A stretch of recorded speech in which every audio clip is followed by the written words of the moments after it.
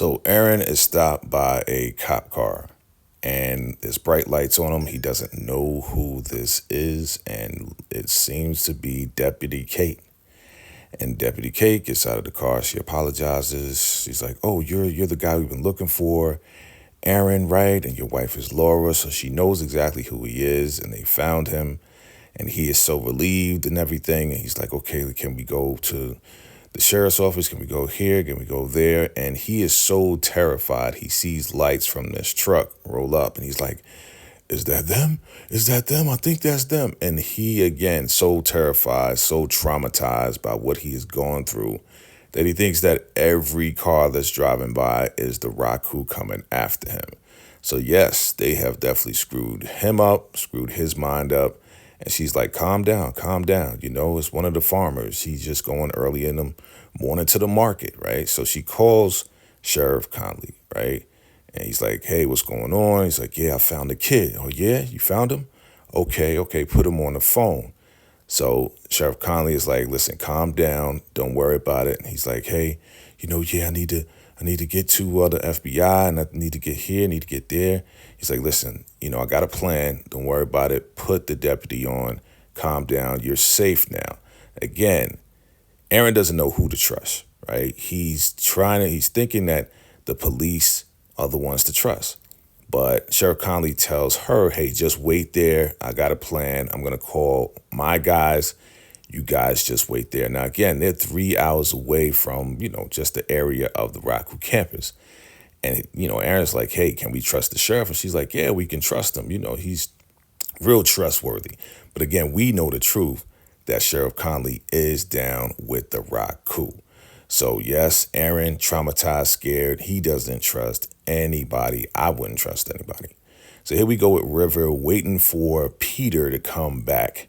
And yes, Peter does come back, but he's frantic. He's like, "Yo, I lost the guy and all this and that. Let's get away. Let's get away." River's like, "I can't go. I can't go. I can't go."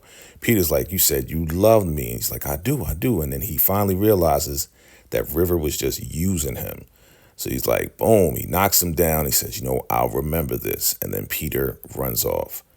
Your girl Joan runs up like, I knew it. I knew your plan would fail. I knew this. I knew that." And he's like, "Yeah, did you see that? Did you see that?" And she's like, "Yeah, you keep playing these games. You know what? I'm going to tell Ruth right now. I'm going to tell Ruth that your plan didn't work and you keep playing these games and this is not going to work out." So yeah, River's plan didn't work. Of course, the highest is not high. They can't move forward. So here we are with Desiree and Kyle and the FBI. It's time to call it a night.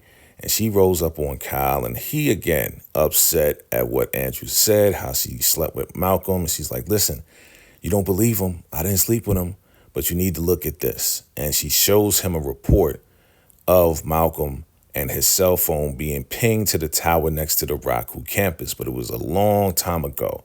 So they're going to look into it, and it's like, "Yo, we can't go back up there without an army." And she's like, "I know that. We're going to try to make that happen." Again, mad friction that Andrew caused in between Desiree and Kyle, but they are going to move forward with the plan to go up in there. But the thing about it is they don't know how dangerous that is and how many women and children are going to get hurt in the process. But they're trying to do their job, trying to go up in there. So here we are. George and Lewis, they see Peter trying to get away in his little getaway car. And he's like, "Just take me out now, man. You'll be doing me a favor." And he admits to losing Aaron. He's like, "Man, are you dumb or something?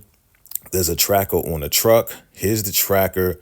Go find him. Go on one of the, the four-wheelers and go find him and bring him back." He's like, "Yo, he might go to police." He's like, "Yo, the sheriff is down with us. Don't even worry about it. He's down with the Raku."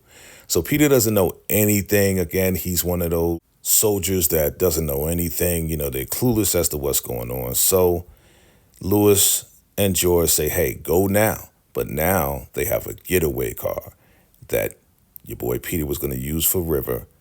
Now they have a getaway car when they get this money.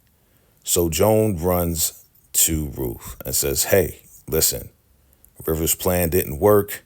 His little lover thing didn't work.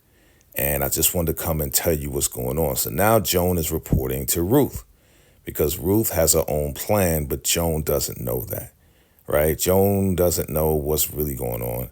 But yes, the children are not back. River's plan didn't work. So now she's saying, listen, we need a new plan because we have to go into town. We have to go and get more money and everything else like that. So Ruth, again, is in a fix, in a bind. She has to come up with a new plan. And I don't understand why Joan doesn't have her own plan as well. Like, what is she contributing to this except for the information that they're going to the bank, right? That's all that she's there for because she's the accountant. But Ruth has to come up with a plan. River has to come up with a plan. And she's just kind of like playing along with it, right? So, yes, Ruth is very disappointed. But again, she has her plan with Lewis. So will she tell Joan? That's the question. Will she tell Joan about her little plan to take the money and stick up the highest? But she's like, you know what? Get up out of here. She's always dismissing Joan. So it's morning time. Laura wakes up. Remember, she's been throwing up all night, getting all that junk out of her system. But the elder mother wakes him up. It's time to get ready, time to get cleaned up and everything else like that. So she tells Zane to get Lacy cleaned up. And then they're going to go and, have Lacy wash all the clothes and do it before lunchtime and everything else like that. So she leaves and Lacy's like, I hate that bee. I hate that bee, And Zane is like, hey, well, come on now. That's not the Raku way, right? And Lacy's like, for real?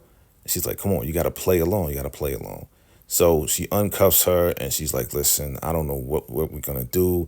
She just wants to bathe me so these guys can do me again and all of this and that. So, poor Lacy, man, like, what is the plan? We got to come up with a plan to get Lacy out of there. Zane, she just has to play the game. They all have to play the game with Elder Mother Marva to make her believe that they're all down with the Raku still. But really, it's just a long, long time since Lacy has been there. We have to find out what we're going to do for her. So the highest, he is sitting on that daybed with the money. And here comes Elder Mother Marva. And she's like, your highest, how are you doing today? You ready for your bath? And he's like, no, I do want a bath, but I don't want you to do the bath. She's like, really? Who do you want? And she's like, I want Ruth. Send me Ruth. Ruth is going to do my bath today and going forward, right? She's like, did I do anything wrong? It's like, no, you didn't, but she is going to be, the mother of my child, like my direct pure seed. So I want you to treat her like the queen that she is, right? So Ruth is getting her way. Ruth is getting everything. She's like, yes, your highest. And Elder Mother Marva just turns around like, that bitch. And she walks away. And now she has to go get Ruth and give her the bathing bath. So now Ruth can do all the baths for the highest. Here we are with Andrew. Andrew's locked up. And this FBI guy comes and tries to talk to Andrew. And Andrew's looking at him like, why are you even here? Why are you talking to me? What's going on? He's like, hey, man, what's happening, man? You want to talk? And he's like, yo, what are you doing, man? He's like, you don't remember me, right? He's like, yo, you taught me. And Andrew's like, yeah, I remember you. Yeah, I remember you. I told you suck then and you suck now. Andrew's attitude is just crazy funny right now. And this guy is here to try to get a confession out of Andrew, but Andrew taught him the game. He's like, yo, man, you used to be the best. He's like, I still am the best. And then he's looking at the cell. He's like, yo, what is this? The mess of the best? There's no mess of the best, man. Like, you're in a fix. He's like, yeah, we saw those pictures of you with the highest, man. Like, what made you turn? Like, all this and that. And Andrew's like, yo, those pictures are not real. Those pictures, were doctored. They messed around. He's like, nah. We tested those pictures. You definitely was with the highest, man. Like, what made you do it? What made you turn, man? It's like, yo, I'm sorry that Malcolm slept with your wife. But if we find out that Malcolm's up there and he's locked up there, whatever the case is, and you knew about it, that's not going to be good for you. So Andrew is in a fix right now. He is locked up. They do have that video of him taking Brian and into their house and burning up the house. So, yeah, Andrew is in a fix right now. Is he going to confess? Is he, how's he going to get out of this thing? What is he going to do? Is a lawyer going to show up for him? Are they even trying to get a lawyer for Andrew? But Andrew's not trying to talk to this guy. It's like, yo, can you leave me alone? I'm ready to go to sleep, man. Leave me alone. So here we go. Elder Mother Marva comes to Ruth, and Ruth is like, "Good morning." She's like, "Whatever, like, whatever." She is so pissed off and mad that the highest wants her to bathe him instead of Elder Mother Marva. And she's like, "Oh, yeah, the highest wants you to bathe him. That used to be my job," right? So Ruth, of course, being petty, is like, "Oh, well, it's not your job anymore," right? Of course, she is mad, pissed off, pouting, and everything else like that. So she's like, "Okay, well, here's the bag." And then Ruth goes to get the bag, and Elder Mother Marva drops the bag. She's like, "You pick it up." And I'm like, man, Ruth is like, "You know what, man? You are so petty." Like watching these two go back and forth, crazy. Like, these little cat fights that they have, crazy. So Elder Mother Marva drops the bag. She's like, "Yeah, you can bathe him now. Do whatever you want to do." But she is so pissed off, jealous, all of that. So Ruth picks up the bag. She's ready to go. Here comes River. And River's like, "Hey, what's going on? Can I help you?" He's like, "No, what do you want, River?" And he's like, "Yeah, the highest told me that you told him that, he shouldn't get high." She's like, "Not without my child. If my kid is not here and we can't get away and we can't go with this plan, I'm not doing it." It's like, "Well, they got to go and get more money today. We got to figure out something and everything. You can't let the money go. And the FBI, they come in here, they're going to take all the money." She's like, "I'm going to figure it out. I'm not going to let them take the money." He's like, "Girl," and they're like, "Girl," and they're going back and forth. And it's like, get up out of here, River. Like, she's like, "Just go. I got a plan. Don't worry about it." So everything falls on Ruth as far as the plan because River's plan fell through. Joan doesn't come up with any plans. So this George and Lewis plan with Ruth has to go through. So Daikon gets a call from the sheriff. And he's like, "Yeah, I got to tell now. The FBI are telling me so I can't move around the way I used to. Right? So, there's nothing really I can do." He's like, "Listen, man, I gotta go." So the sheriff is trying to be out. He's like, "Listen, I can't mess around with you guys anymore because I can't move. But if you guys try to, snitch on me, guess what? I'm gonna give all you guys up. And I'm like a decorated officer. So it's me against you guys. And they just think you guys are crazy." He's like, "I could be recording this call." "No, you're not, because it's scrambled." So Daikon is frustrated. It's shower time with the ladies, and we got these scumbags in the back watching these ladies take a shower. We got Lacy and Zane, and they're talking, and of course, Lacy is so dissatisfied, so hurt, still hurt from that incident.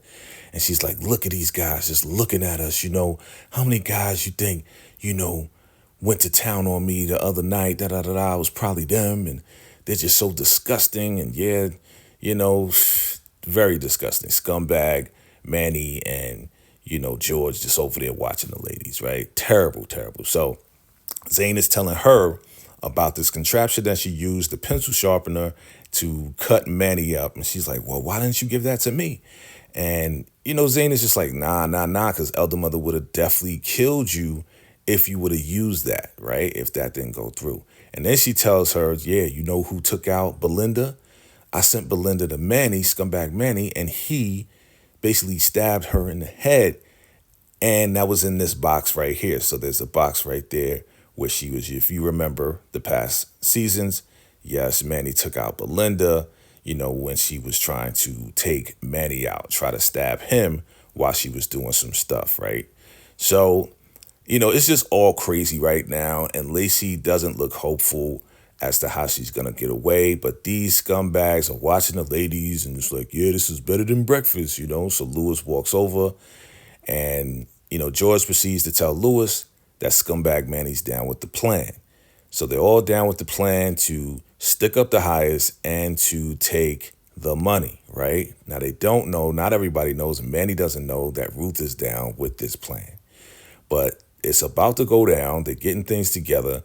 And yeah, scumbag Manny's going to be down with it. But I have a feeling that scumbag Manny is going to be the one to really mess up this plan. It's going to botch up somehow, some way. We know that Manny is like a box of rocks. He's not too smart, but I believe Manny's the one that's going to mess up this plan. So here we are still in the morning, and here comes Daikon to come see the highest. He's like, "Good morning, how are you?" Because Daikon is still sour because the highest wants Daikon and all his men to treat Ruth like the queen that she is, right? Because she's, quote unquote, having the highest pure baby. So Daikon is there to report what's going on. He says, hey, the sheriff is not down with us anymore, and that Aaron hasn't come back, that he got away, and that, Andrew is locked up. So this is making the highest real nervous, right? This is the most nervous I've ever seen the highest in all these situations, because the FBI is on his back now. Aaron is gone. Andrew is locked up, and he wanted to know, like, did Andrew just like give himself up? It's like, nah, he got captured. So they're trying to come up with a plan to get more money and to get out of there. And Daikon says, hey, listen, instead of taking the car, because, the FBI is watching us, let's just take the four-wheelers and then ride off into the woods where we're going to have a car. So, the highest is going to consider it, but he's on high alert. He's super, super nervous right now because the government is definitely watching him, and they're on top of everybody, including their contacts, which is the sheriff. And he's letting them know the sheriff is definitely out of this thing, but Daikon says he's going to handle it. We'll see how he handles it. But I believe that the highest has his doubts about all of this. Like, it's about to go down. So Ruth and Lewis, they meet up. So she lets him know, listen, this needs to go down now. They're going to the bank again to get another $400,000. She's going to go in, bathe the highest, right, with that little bag. And then she's going to put some money. She's going to put $300,000 of the money in that bag and then bring it out, give it to Lewis. And then they're going to go get away. But she's asking him, listen, my child is not here. Callie's not here. Will you come back for me? He's like, I promise we'll come back. We'll come back. So she's like, are you sure? So she's trying to just get reassurance from Lewis that if she gives him this $300,000, that he will come back and get Callie and her and everybody else. I don't think it's going to happen. It's going to be kind of crazy because she's making these promises. He's making these promises, and they don't trust each other at all. So we're going to see what happens, but she's going to try to go through with this plan. Do you think it's going to go through? Let me know. So Max shows up where Aaron and Deputy Kate is. And Deputy Kate's like, oh, I would think it would be more of you guys. And he's like, nah, they're busy. I'm here to, pick up Aaron. She's like, okay, yeah, well, we've been sitting there all night. You could take them because I'm going home. It's been a long night. He's like, all right, come with me. Mac takes out his strap, takes Aaron, and pops Deputy Kate in the back. Man, oh man, oh man. Poor Deputy Kate. She has no idea that Mac is corrupt and he's down with the cartel and the Raku. Aaron falls to the floor. He's like, oh my God. He's like, he looks like he's not surprised at all. But your boy Mac puts handcuffs on him, right, around his back, and he throws him in the trunk of his car. Man, oh man, oh man. We knew this was coming. We've been waiting for a while. But yes, Mac is super corrupt. Yeah, for you to shoot a deputy in the back and throw Aaron in the trunk, yeah, you are mad corrupt. And we knew this. We had an idea, but now we're finally seeing it play out the way we thought it would. So what is Mac going to do with Aaron? Is he going to leave him in there? But Deputy Kate, is Deputy Kate really gone? I don't think she's gone because, Deputy Kate, she looks like she wears a vest. So let's see what happens next in the next episode.